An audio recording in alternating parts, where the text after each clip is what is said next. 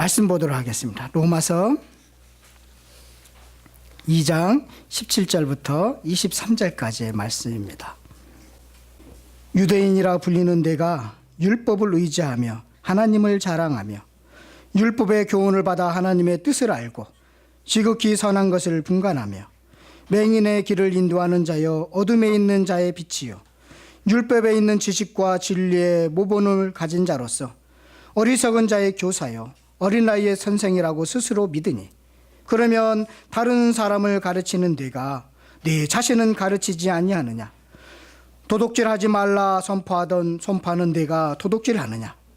간음하지 말라 말하는 네가 간음하느냐? 우상을 가증히 여기는 네가 신전 물건을 도둑질하느냐? 율법을 자랑하는 네가 율법을 범함으로 하나님을 욕되게 하느냐? 아멘. 오늘 제목은 사명을 잊은 종교인이라는 제목을 가지고 함께 말씀을 나누도록 하겠습니다. 복음이 왜 필요한가? 복음이 복음인 까닭이 있어야, 이유가 있어야 합니다.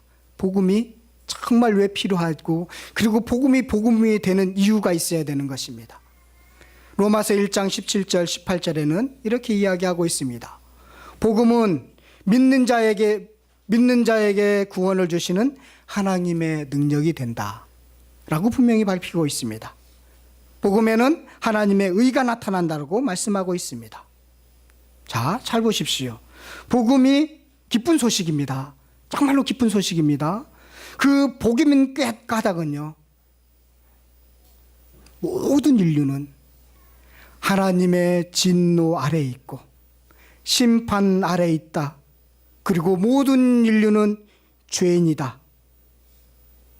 죄의 처절함을 깨닫지 못하면, 하나님의 진노의 무서움을 깨닫지 못하면, 하나님의 심판의 무서움을 알지 못하는 사람은 복음인 까닭인 이유를 알지 못하는 것입니다. 바울은 이 사실을 증명하고 있습니다. 그래서 바울은요 1장 18절에서부터 32절에서 하나님을 떠난 사람들이 만들어내는 사회를 증명하고 있습니다. 인류 역사가 보여준 죽음과 살인, 시기와 질투가 가득한 사회를 한번 봐라. 하나님이 내버려진 상태에서 만들어진 인류 역사를 한번 봐봐라. 그곳에서 의인을 찾을 수 있는지를 한번 봐라. 좀 진지하게 한번 봐라 이거예요. 그리고 이 사실을 증명하고 있습니다. 자기보다 못한 신을 만들어서 절하는, 그리고 섬기는 인간들이 만들어내는 사회가 어떤지를 한번 좀 꿰뚫어서 봐라. 꿰뚫어서 보니까 성적으로 타락했고, 꿰뚫어서 보니까 도덕적으로 타락했고, 꿰뚫어서 보니까 그들은 아무런 의미가 없는 인간 사회를 만들지 않느냐라는 것을 증명해내고 있습니다. 이처럼 하나님을 떠난 인류는 죄인이고 그들은 구원이 절실히 필요한 대상이다라고 마침표를 딱 찍었습니다. 모든 인류는 무능하고 전적으로 너무나 부패해서 스스로 구원할 수 있는, 생명을 살릴 수 있는, 생명을 가질 수 있는 어떤 것도 갖고 있지 못하다. 그러면서 죄가 만들어내는 것을 한번 봐봐라. 죄가 만들어내는 것은 사망밖에 없지 않느냐. 죄가 많은 것을 가지고 있는 것처럼 생각되지만 그들이 만들어내는 것은 사망밖에 없다라는 것을 말씀하고 있다는 것입니다. 그런데요, 문제는 우리는 죄인이 아니다. 그래도 우리는 선하다. 우리는 선과 악을 구분할 수 있고 무한한 재능을 갖고 있다. 우주를 달려가고 있고 이제는 더 많은 것들을 우리는 발견해낼 수 있다. 인간이 만들어낸 사회는 아주 멋진 사회를 만들어낼 수 있다. 우리는 능력을 갖고 있다. 그리고 남을 판단할 수 있는까지 능력을 갖고 있다. 선과 악을 구분할 수 있는 능력을 갖고 있다. 그러면서 그들은 죄인이 아니라고 하나님의 말씀을 거부하고 있다는 것입니다. 남을 판단하는 능력을 갖고 있기 때문에 나는 죄가 없어 라고 생각하는 착각에 빠지도록 하고 있다는 것입니다. 그래서 바울은 정확하게 지적하고 있습니다. 2장 13절에 보면 이렇게 말씀하고 있습니다.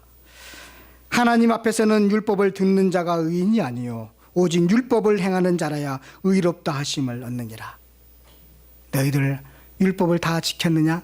지키는 사람이 없다. 그래서 너희들은 남을 판단한다고 스스로 잘난 체 하지만 너희들은 죄인이다 라고 규정하고 있다는 것입니다. 많은 사람들이 여기에 속합니다. 나는 그래도 괜찮아. 나는 그래도 괜찮아 라고 생각하는 사람들이 많이 있다는 것입니다. 그래서 하나님은요, 그 사람들을 지금 심판을 하면 왜 그러시냐고, 나는 잘못한 게 없는데 왜 심판하시느냐고, 왜 진노하시냐고 따질 것 같으니까 죄를 차곡차곡 쌓아놓겠다라는 것입니다. 그리고 심판의 날에 그렇게 심판을 하시겠다, 진노의 날에 심판하시겠다 말씀하고 있습니다. 그렇게 등장하는 인물들이 2장 1절에서부터 16절까지의 사람들의 유형입니다. 그래도 나는 선해 라고 생각하는 사람들, 그래도 나는 그래도 착하지 라고 생각하면서 착각하면서 살아가는 사람들, 그래서 나는 죄인이 아니다라고, 나는 구원이 필요 없고 나는 진노의 대상이 아니라고 살아가는 사람들이 많이 있다라는 것입니다. 복음인 까닭은요, 자신이 치료가 절실한 환자라는 사실, 사망에 이르는 질병에 걸렸다라는 사실을 깨달아야 합니다. 인간은 절대적으로 부패했고 무능력하고 하나님의 은혜가 아니면 살 수 없는 존재라고 인정해야 된다는 것입니다. 우리 아버님이요, 이제 돌아가신 지 한 4개월, 3개월 정도 된 것 같은데, 담낭암이라고 암으로 돌아가셨습니다. 연세는 많으셨으니까.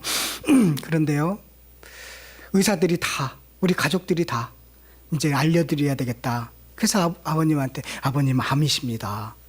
아버님은 당낭암에 걸리셔서 6개월밖에 사시지 못합니다. 그렇게 말씀을 드렸습니다.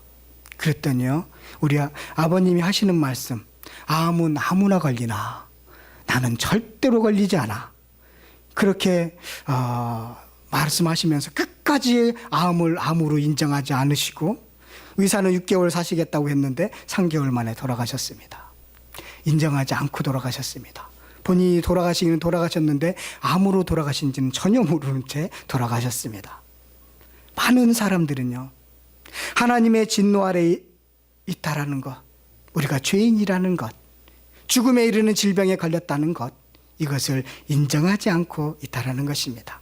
그래서요, 복음으로 들리지 않는 이유가 여기에 있습니다.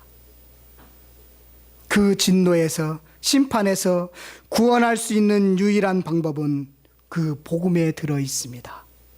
그 유일한 길인 바로 예수 그리스도입니다. 예수님을 통해서만 하나님을 만날 수 있습니다. 하나님과 교제를 나눌 수 있습니다. 하나님과 대화를 할 수 있습니다. 예수님을 통해서만 하나님과 기도를 할 수 있는 것입니다. 그것이 복음 안에 들어 있습니다. 하나님을 만날 수 있는 유일한 통로이다라는 것이 바로 복음인 것입니다. 생명을 살릴 수 있는 유일한 통로가 바로 복음이다라는 것입니다. 이 사실을, 이 감격을 여러분 머리로 좀 생각하지 마시고 가슴으로 좀 체험하시기를 바라겠습니다. 머리는 알겠는데 가슴까지 내려오지 않으신 분들이 있습니까? 가슴으로 좀 체험하시기를 바라겠습니다. 그래서 그 사실이 내 가슴을 치고 내가 그 사실을 듣고 콧물을 한번 흘려보시기를 바라겠습니다. 그러지 않고는 복음이 복음으로 들리지 않는 것입니다. 그런 경험들이, 그런 체험들이 여러분들의 삶 속에 정말 있기를 간절히 바라겠습니다. 그래서 이 구원은요, 좀 쉽게 표현하자면 구원은 세탁이고 회개는 빨래입니다. 여러분들, 모든 사람들은 검은 옷을 입었습니다. 그래서 예수님의 보혈로 세탁을 했는데 하얀 옷이 되는 것, 이것이 구원인 것입니다. 회개는 살다 보니까 자꾸 뭐가 묻습니다. 음식도 묻고, 그래서 빨래하는 것입니다. 회개는 빨래이고 구원은 세탁입니다. 여러분들, 하얀 옷을 입은 의인이 되시기를 바라겠습니다. 그래서 하나님과 긴밀한 교제를 나누시기를 바라겠습니다. 지난주까지의 설교를 지금 잠깐 요약을 했습니다. 너무 긴 것 같습니다. 이제 본격적으로 이번 주 설교를 시작합니다. 이번 주는 세 번째 인간의 유형입니다. 2장 17절에서부터 3장 8절에 기록된 인간의 유형입니다. 바로 유대인입니다. 어쩌면 명목상의 기독교인이라 해도 무방하겠습니다. 교회는 다니지만 구원받지 못한 사람들을 가리킨다고 할 수 있겠습니다. 유대인은 이스라엘 백성들을 가리킵니다. 자, 그들은요, 바벨론 포로로 7, 80년간 노예 생활을 했습니다. 그러다가요, 해방되어서 고국으로 돌아온 뒤부터 그들을 이스라엘 사람이라고 부르지 않고 유대인이라고 호칭하게 되었습니다. 그래서 유대인이라는 호칭은 칭찬과 찬송이다, 그런 좋은 의미도 담겨 있습니다.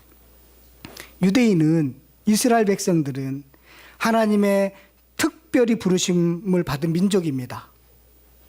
하나님의 특별한 은혜를 받은 민족이기도 합니다. 그리고 특별한 사랑을 받았습니다. 이런 특별한 사랑과 관심을 가진 유대인들은 자기들이 무슨 생각을 했냐면, 우리는 선민이야, 하나님의 특별한 사랑을 받은 사람이야 라는 것이 강합니다. 우리나라는 무슨 민족이라고 하죠? 백의 민족이라고 하죠. 그것도 자긍심이 나름대로 있지만 유대인들이 갖고 있는 우월감하고는 비교할 수 없습니다. 그들은 선민의식이 아주 선민의식으로 꽉 차 있습니다. 그래서 그들은 우리 같은 이방인들 있죠, 황색인종, 이런 사람들을 어떻게 보느냐면요, 지금도 그렇게 보고 있습니다. 지옥의 땔감으로 보고 있습니다. 자기들만 선택했고, 자기들만 선민이고, 자기들만 구원이 있고, 그래서 특별하게 하나님께서 사용하셨다, 이런 생각을 갖고 살아가고 있습니다. 그래서 하나님도요, 사실은 이스라엘 백성들로 특별한 케이스를 불렀습니다.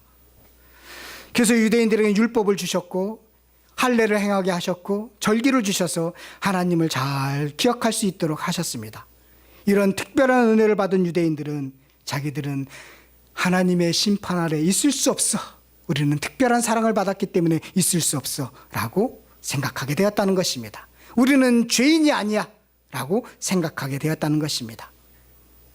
그래서 지금 바울은 2장 17절에서부터 3장 8절까지 길게 당신들 유대인들도 심판의 대상이고 진노의 대상이며 구원이 절실히 필요한 사람이라는 것을 증명하고 있는 것입니다. 왜 유대인도 진노의 대상이 되었는가? 그것은 17절에서부터 19절까지 말씀하고 있습니다. 이렇게 말씀하고 있습니다. 유대인이라고 불리는 내가 율법을 의지하며 하나님을 자랑하며 율법의 교훈을 받아 하나님의 뜻을 알고 지극히 선한 것을 분간하며 맹인의 길을 인도하는 자요 어둠에 있는 자의 빛이다 라고 말씀하고 있습니다. 자, 그들은 율법을 의지하고 하나님을 자랑하고 하나님의 뜻을 알고 선한 것을 분간하고 맹인의 길을 인도하는 자고 어둠에 있는 자의 빛이라고 설명하고 있는 사람들입니다. 빼놓을 수 없죠. 아주 완벽합니다. 이 내용을 보면 유대인이 죄와는 거리가 먼 것처럼 의인처럼 보입니다. 그런데 그들은 바울의 지적에 따르면 그것은 표면적으로 드러나는 것이고, 그래서 너희들은 표면적으로는 그렇게 갖고 있는 것 같지만 내면은 썩었다라고 이야기하면서 그들을 지칭하기를 표면적 유대인이라고 말씀하고 있습니다. 우리 28절을 한번 다 같이 가서 읽어볼까요? 28절입니다. 함께 읽겠습니다. 시작.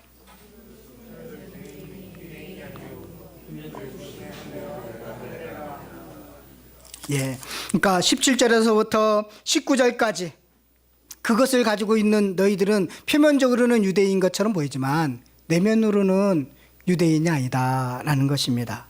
마치 너희들은 그거 가지고 다른 사람들을 고발하고 다른 사람들을 심판하는 데 사용했는데 그것은 표면적 유대인들의 모습이다. 마치 이거예요. 유대인들은요, 고자질하는 아이와 같다, 그런 죄를 범했다라는 것입니다. 유대인은 고자질하는 아이와 같은 죄를 범했습니다. 요셉 이야기 아시죠? 창세기 34장에 나오는 37장에 나오는 요셉. 요셉은요 늑동입니다. 엄마 라헬이요 요셉과 베냐민을 낳고 아주 어린 나이에 라헬이 죽었습니다. 한편으로 보면 치근하고 사랑이 필요한 아이였습니다. 요셉은 그런 아이였습니다. 그런데 요셉은요 37장에 보면 17살이 됐는데도 형들의 잘못하는 것을 고자질하는 것을 보게 됩니다. 형들이 잘못하는 것을 아버지에게 일러 바쳤습니다. 그래서 형들로부터요 늘 미움을 받았습니다. 그런데 야곱의 눈에는 요셉을 눈에 넣어도 아프지 않는 아주 치근하고 사랑스러운 아이였습니다. 그는 고자질하는 아이였지만 형제들이 보기에는 아주 함께 있으면 안 되는 아이였지만 야곱의 입장에서 볼 때는 너무나 치근하고 사랑스러운 아이였습니다. 그래서 야곱은요 그에게 채색 옷을 입혔습니다. 채색 옷이라는 것은 그냥 우리 때때 옷이라고 생각하지 마시기를 바라겠습니다. 채색 옷은 너는 상속자야 이런 뜻입니다. 그러니 얼마나 다른 형들이 볼 때 눈에 가시겠습니까? 그리고 꿈을 꾸는 이야기하면 형들도 자기한테 절을 하고 부모님도 자기한테 절을 한다고 이야기합니다. 참 고자질하고 쓸모없는 아이였습니다. 사실 요셉은 이처럼 특별한 사랑을 받았습니다.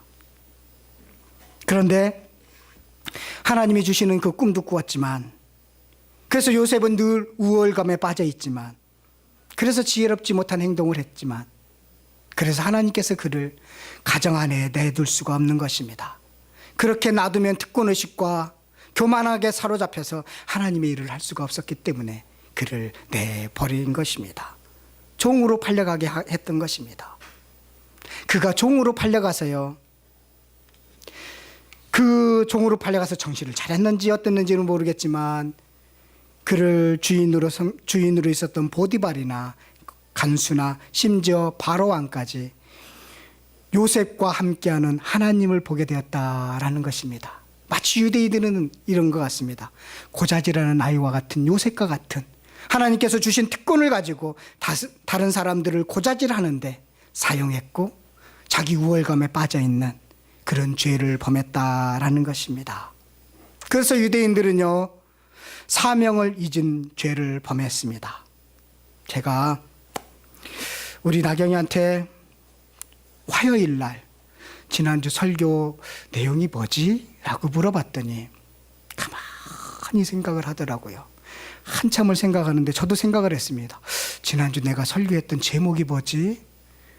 여러분 가만히 생각해 보십시오. 제목이 생각이 나는지. 저도 한참 생각했습니다. 질문을 안 하겠습니다.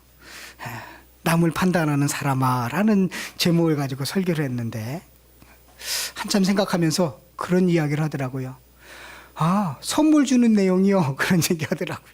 그것은 제가 믿음을 설명하면서 4주 전에 설교했던 내용인데 그것을 기억하는 것입니다. 그래서 이번 주에 유대인의 죄를 어떻게 설명을 할까? 그래서 유대인의 죄는요, 아까 고자질하는 죄를 범한 뿐만 아니라 사명을 잊은 죄를 범했습니다. 그래서 제가 설교를 하기 위해서 거금을 투자했습니다. 랜턴을 샀습니다. 자, 랜턴을 사서요, 제가 어떤 일을 할 거냐면, 빛 대신 예수님 아시죠? 자, 빛 대신 예수님이 여러분들을 각자 불러서 이렇게 불러왔습니다. 그렇죠? 그렇죠. 그런데 내가 비치면 그냥 자기만 받는 것이죠. 유대인은 마치 그건 겁니다. 하나님께서 빛을 붙여줬습니다. 그런데 자기만 받아버렸습니다. 그리고 나서 역시 나는 빛을 받고 있어. 나는 멋진 사람이야. 하나님의 빛을, 특별한 사랑의 빛을 받고 있어. 라고 하면서 우월의식에 사로잡힌 죄를 범했다는 것입니다. 그런데 하나님께서 이스라엘 백성들을 진짜 부른 목적은 네가 복의 근원이 되라는 것입니다. 너를 통해서 열방에 빛을 비치라는 일들을 감당하기 위해서 불렀다는 것입니다. 우리는 빛 대신 예수님을 믿는 거울과 같습니다. 우리는 거울입니다. 자, 거울을 들어주시기를 바라겠습니다. 도희야, 거울을 미리 사전에 연습을 해야 되는데 안 했습니다. 그래서 제가 빛을 이렇게 비치면, 잘 맞춰야 되는데, 어디로 비치죠? 제 얼굴이 보이면서 자, 어디로 반사되죠? 예. 반사되죠? 안 돼요? 되죠. 우리는 거울입니다. 그래서 그 빛을 반사해서 어두운 곳에 비치도록 해야 되는 것입니다. 우리는 거울입니다. 아셨죠? 거울을 내리시고 그냥 비치면 자기만 봤습니다. 유대인들은 이 죄를 범했다는 것입니다. 하나님이 특별한 사랑을 줬습니다. 특별하게 불렀습니다. 특별하게 율법을 줬습니다. 특별한 사랑을 받았습니다. 여러분들이 예수님 믿는 거 특별한 사랑을 받은 것입니다. 그런데 자기만 받고 나는 역시 구원받은 사람이야. 그러면 구원파가 되는 것입니다. 나는 거울이구나.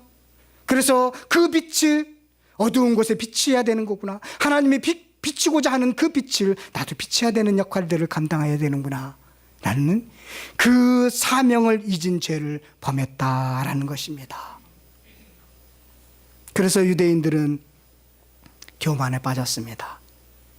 그들은 어떤 교만에 빠졌느냐면요, 혹시 여러분들 사무엘상 4장에 나와 있는 실로 사건을 아십니까? 블레셋과 전쟁이 일어났습니다. 그런데 첫 번째 패했습니다. 3,000명이 죽었습니다. 4,000명이 죽었습니다. 그래서 이들이 생각했습니다. 아, 우리가 하나님이 임재하는 언약궤만 있으면 저들은 다 물리칠 수 있을 거야. 그럼 우리 이 전쟁터에 언약궤를 가져오자. 그래서 언약궤를 가져왔습니다. 엘리의 제사장 두 아들이 홈리와 피니하스가 그 언약궤를 그 전쟁터에 가져왔습니다. 그러면서 그들은 생각했습니다. 언약궤가 우리가 있기 때문에 우리는 승리할 거야. 그런데 그 전쟁에서, 두 번째 전쟁에서 얼마나 많은 유대인들이 죽었느냐면, 이스라엘 백성들이 죽었느냐면 3만 명이 죽었습니다. 그리고 언약궤를 빼앗겼습니다. 그리고 홈리와 비니하스도 죽고 그 소식을 듣는 엘리 제사장도 죽었습니다. 하나님은 왜 그들에게 언약궤를 빼앗기도록 하셨을까요? 그것을 갖고 있다고, 그런 표면적인 것을 갖고 있다고 내가 좌지우지 될 것 같으냐? 아니라는 것입니다. 우리는 그런 착각을 합니다. 내가 주일날 예배드리지. 나는 기독교인이지. 나는 구원받았지. 당신들은 세상은 더러운 것이지. 그렇게 살라는 것이 아니라는 것입니다. 나는 하나님의 자녀이지. 그러면 세상에 빛을 비춰야 되는 것입니다. 그래서 그 빛을 보고 세상 사람들이 돌아오도록 해야 된다라는 것입니다. 유대인들은 그렇게 생각했다는 것입니다. 며칠 전에 후배 목사하고 이런저런 이야기를 하는데요, 그런 이야기를 하더라고요.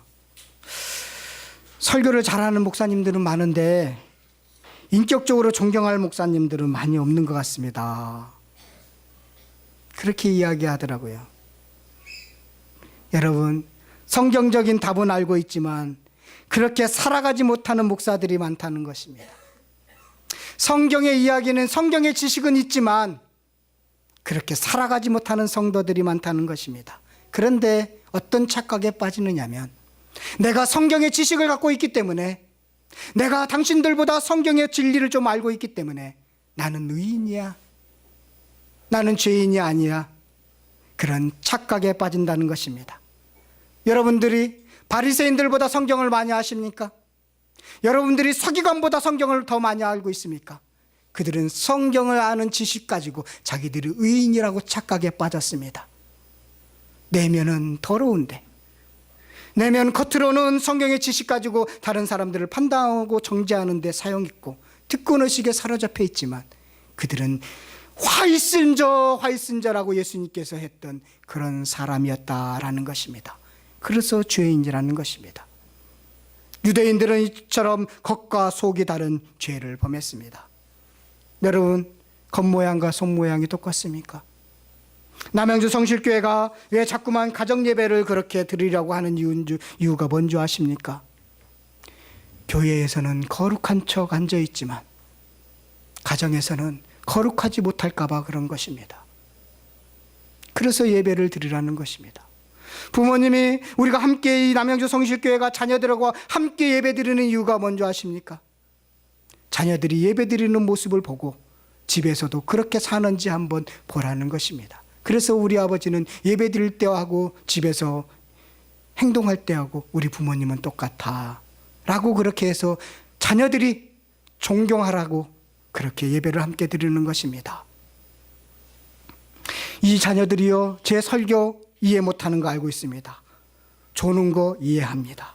어렵습니다. 쉽게 하려고 노력하는데 잘 안 됩니다. 더 노력하려고 하는데 잘 안 됩니다. 그런데 여러분 생각해 보십시오. 여러분들이 어렸을 때 목사님 설교 생각납니까? 생각나십니까? 아니죠. 우리 어머니가 나를 위해서 기도했던 건 생각나도, 우리 부모님이 그렇게 새벽에 나가서 기도했던 건 생각나도 설교 말씀 생각 안 나죠. 마찬가지인 것입니다. 제 설교 전혀 생각 안 납니다. 이 아이들이 20, 30년 후에 아이고 짜리 목당한 목사님이 있었지라고 기억만 해줘도 대항입니다. 그러나 우리가 함께 예배드리는 그 분위기는 이 아이들이 10년 후에 20년 후에도 기억한다는 것입니다. 우리 함께 예배드렸지, 함께 가정에서 예배드렸지 라는 것은 기억한다는 것입니다. 유대인들은요, 겉과 속이 달랐습니다. 겉으로 보여지는 것과 속이 너무나 달랐습니다. 그 말씀을 지금 20절에서부터 쭉 하고 있습니다. 20절부터 한번 볼까요? 20절부터 24절을 한번 보도록 하겠습니다. 시작. 율법의 지식과 진리의 모범을 가진 자로서 어리석은 자의 교사요 어린아이의 선생이라고 스스로 믿으니, 그러면 다른 사람을 가르치는 내가 내 자신을 가르치지 아니하느냐? 도둑질하지 말라 선포하던 내가 도둑질하느냐? 간음하지 말라 말하는 내가 간음하느냐? 우상을 가증히 여기는 내 자랑하는 내가 율법을 범함으로 하나님을 욕되게 하느냐? 예, 기록된 바 함께 읽겠습니다. 시작. 기록된 바.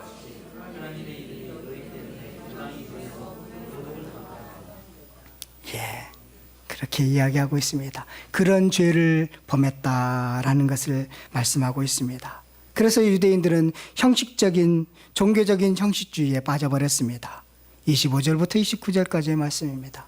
여러분, 여기 앉아있기는 한데 몸은 여기 있는데 영혼은 다른 데 계신 여러분, 저를 보시기를 바라겠습니다. 그런 종교적인 형식주의에 빠지지 말기를 바라겠습니다. 예배의 만능주의에 빠진 사람들이 많이 있습니다. 예배만 한번 드리면 되지, 그러면 하나님께서 지켜주겠지, 그런 예배 만능주의에 빠진 사람도 있습니다. 또 어떤 사람은 봉사제일주의에 빠져 있습니다. 내가 봉사하는데 하나님은 사랑하겠지, 그래서 제가 봉사를 잘 안 시키려고 합니다. 혹여나 그런 실수를 범할까 봐요. 봉사제일주의는 경쟁하는 경우도 있습니다. 당신 열 했어? 나는 15 할 거야. 당신 15 했어? 나는 20 할 거야. 끝이 없습니다. 그러고 나서 지쳐서 떨어집니다. 봉사제일주의가 만들어내는 교회 목사들도 실수를 했죠. 자꾸만 봉사제일주의로 불러들였습니다. 당신 봉사했기 때문에 하나님이 사랑을 받는 거야 라고, 복을 받는 거야 라고 그렇게 뻥을 쳤습니다. 형식적인 종교적인 형식주의에 빠지면 그런 모습들이 나타나는 것입니다. 그래서 그것도 안 되니까 이제는 어디까지 가느냐면 신비주의에 빠지기 시작했습니다. 꼭 저기 빛을 보십시오. 여러분 보이지 않습니까? 천군 천사가 오지 않았습니까? 금가루가 떨어지게 하고 이빨이 변하게 하고 다리가 늘어났다 팔이 늘어났다 하면서 신비주의를 지금 한국교회에 판치게 하고 있습니다. 이것이 바로 종교적인 형식주의의 죄에 빠진 사람들의 모습이라는 것입니다. 마치 자기가 본 거 된 것처럼. 우리는 그런 죄에 자유롭습니까? 그래서 내가 지금 어떤 죄에 범하고 있는지를 철저하게 객관적으로 비춰봐야 되는 것입니다. 그렇다면 우리는 어떻게 해야 될까요? 우리는 어떻게 살아가야 될까요? 결론적으로 이야기하자면 빌립보서를 한번 가도록 하겠습니다. 빌립보서 2장 12절입니다.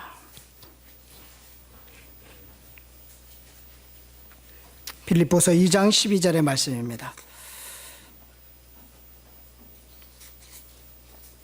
함께 읽겠습니다. 시작.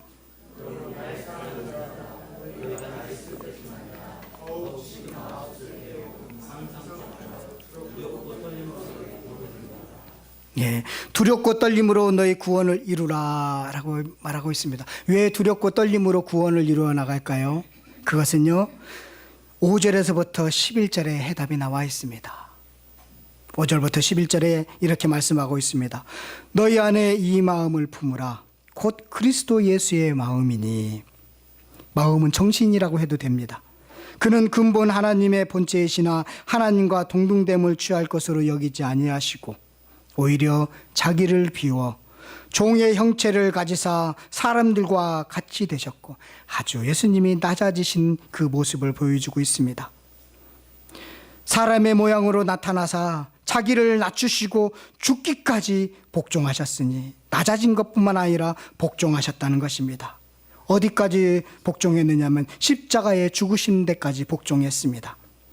이러므로 하나님이 그를 지극히 높여 모든 이름 위에 뛰어난 이름을 주사 하늘에 있는 자들과 땅에 있는 자들과 땅 아래에 있는 자들로 모든 무릎을 예수의 이름에 꿇게 하시고 모든 입으로 예수 그리스도를 주라 시인하여 하나님 아버지께 영광을 돌리게 하셨느니라.